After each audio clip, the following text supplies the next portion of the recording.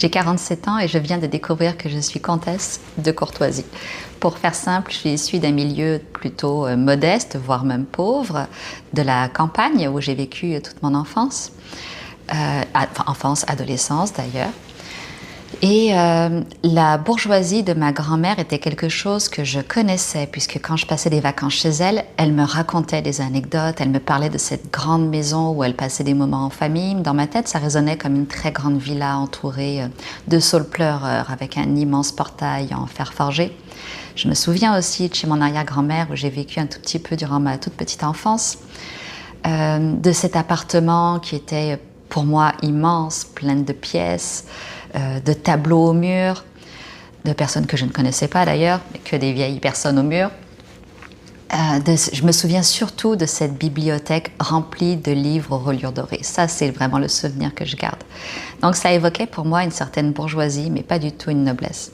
Ma grand-mère m'avait parlé de son bal des débutantes, mais dans ma tête à moi, c'est pareil, ça n'évoquait rien de spécial. C'était plutôt une époque qu'un statut.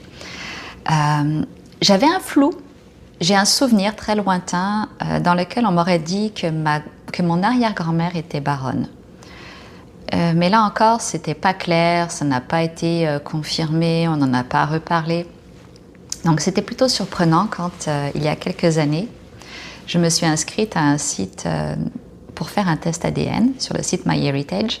Et j'ai fait un test ADN par curiosité, en fait, principalement pour découvrir l'étendue pas de l'étendue de ma famille, mais en fait l'étendue des origines de ma famille. J'ai fait le test ADN, j'ai découvert de différents pays desquels on venait. Ça s'est arrêté là. Ma curiosité était satisfaite et j'avais d'autres préoccupations.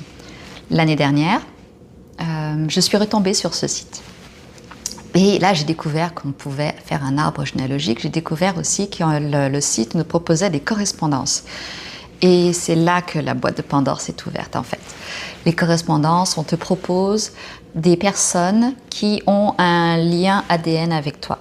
Je me suis rendu compte que la personne qui était considérée comme mon plus proche parent inscrit sur le site était un monsieur de Talouette de Boiseran. Nom de famille que je ne connaissais absolument pas, mais qui était mon plus proche parent. Donc c'était quand même assez curieux. En cliquant sur ce nom-là, j'ai découvert que je pouvais le relier à mon arbre généalogique.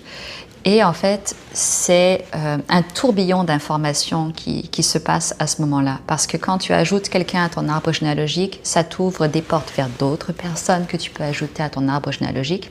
Et là, j'ai reçu tellement de noms en quelques